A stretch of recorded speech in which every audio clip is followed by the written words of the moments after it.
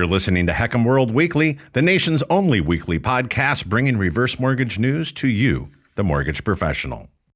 There are reverse mortgage calculators, but then there are reverse mortgage point-of-sale solutions. Lenderful Solutions helps you get more loans, retain more customers, and even make online applications a reality. To learn more, visit lenderfulsolutions.com. Hello, everyone, and welcome back to HECM World Weekly. I'm Gabrielle Hayen. This week, the biggest stories across housing, retirement, and public policy all pointed toward one increasingly important reality. Housing wealth is becoming more central to retirement at the exact same moment the housing market itself is becoming more constrained, more expensive, more rate sensitive, and more difficult to navigate. And this week, that reality became even clearer. Fresh housing data showed new home sales falling sharply in April, while mortgage rates climbed back above 6.5%, reinforcing growing signs that the U.S. housing market may be slipping back into paralysis after a brief attempt at spring stabilization. At the same time, affordability pressures continue reshaping retirement behavior.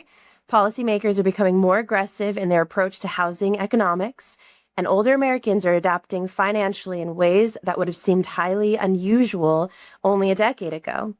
Housing is no longer functioning simply as shelter or even as a traditional wealth-building asset. Increasingly, it's becoming retirement infrastructure, affordability battleground, political target, and financial lifeline all at once. And for reverse mortgage professionals, all of this matters because these trends directly affect how older homeowners think about aging in place, liquidity, downsizing, inheritance, and long-term retirement stability. So, let's get into it. Several major housing reports released this week painted a picture of a national housing market losing momentum again under the weight of elevated mortgage rates and worsening affordability pressure. The biggest development came from fresh April housing data showing new home sales fell sharply as financing costs continued climbing.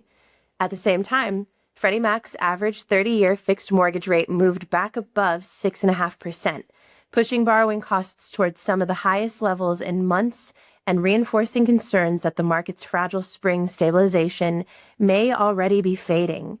Mortgage Bankers Association data released this week added to the picture, showing mortgage applications fell 8.5%, while refinance activity dropped sharply by 18%.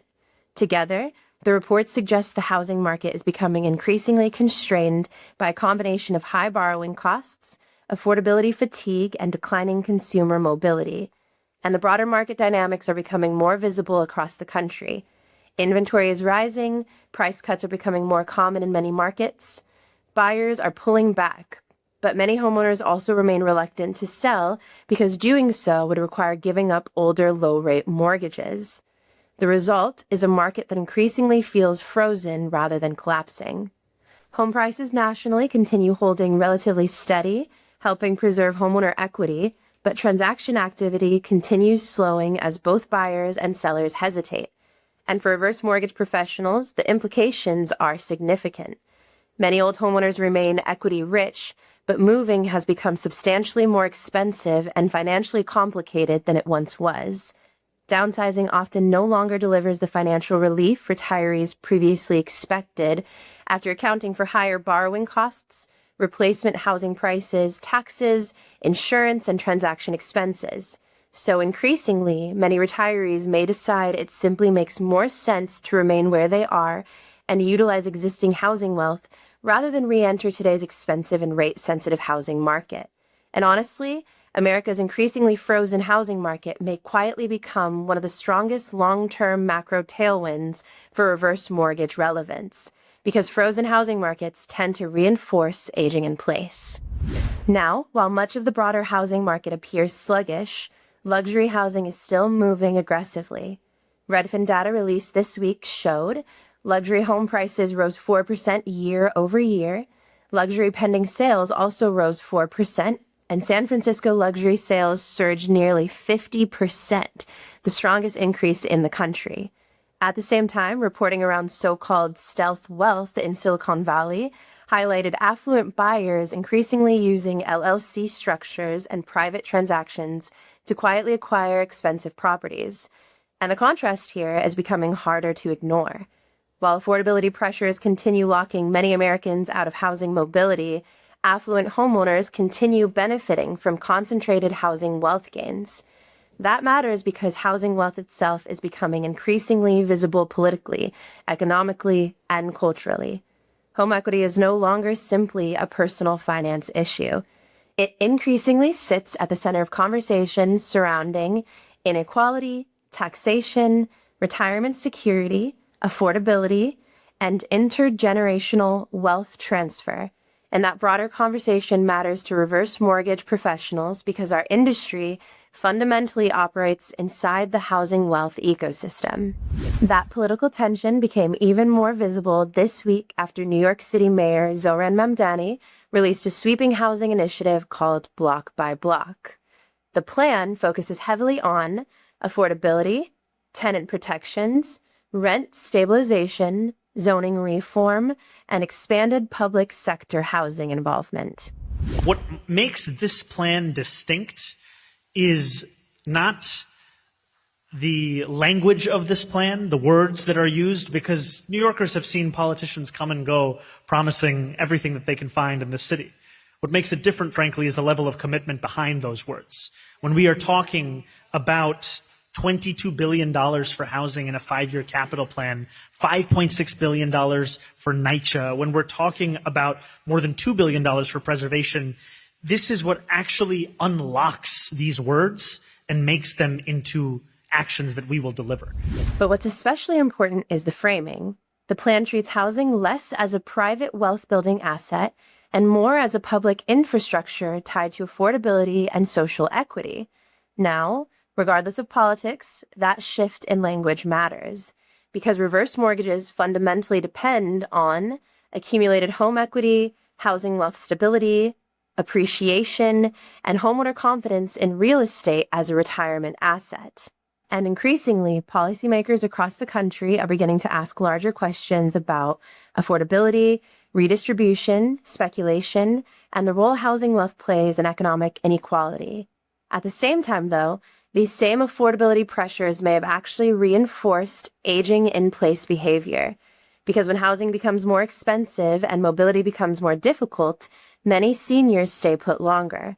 And that potentially increases long-term relevance for reverse mortgages, proprietary reverse products, and broader home equity access strategies.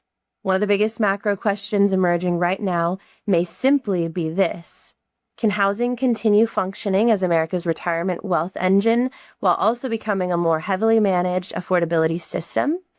That's likely going to be a defining debate over the next decade. Another major theme this week involved the changing reality of retirement itself.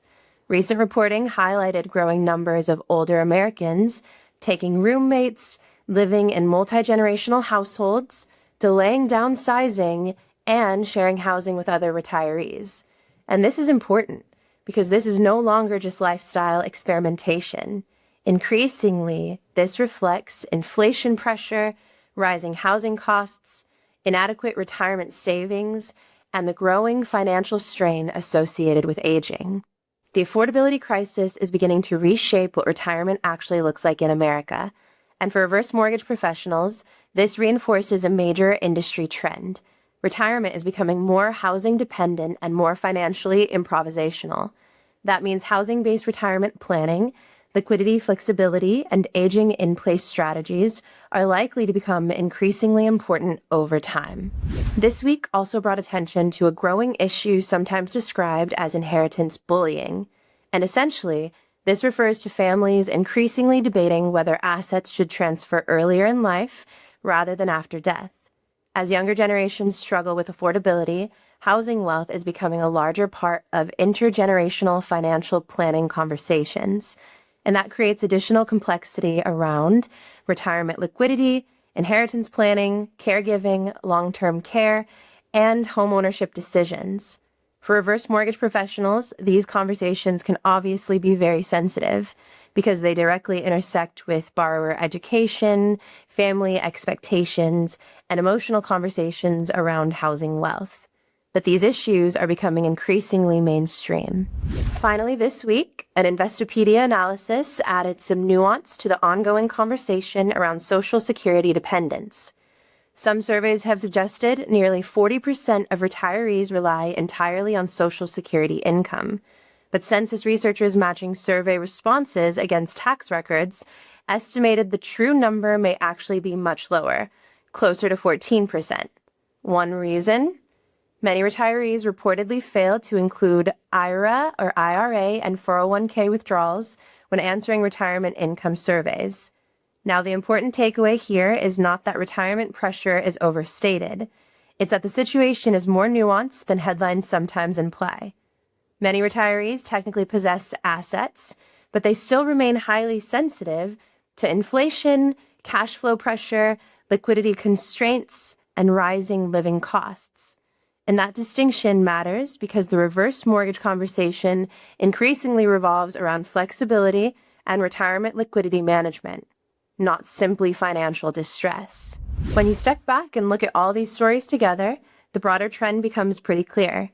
Housing wealth is becoming more central to retirement strategy at the exact same moment housing itself is becoming more constrained, more expensive, more political, and increasingly difficult to navigate. Higher mortgage rates are slowing housing activity again. Mobility is weakening. Affordability pressure continues reshaping retirement behavior. And policymakers are increasingly debating the future role housing wealth should play in society.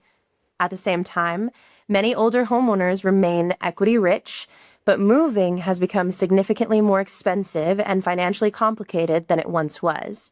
And that dynamic increasingly strengthens the importance of aging in place, liquidity flexibility, and home equity utilization within retirement planning. So increasingly, the key retirement question is no longer whether housing wealth matters, it's how retirees will access, preserve, and manage that wealth in a changing environment.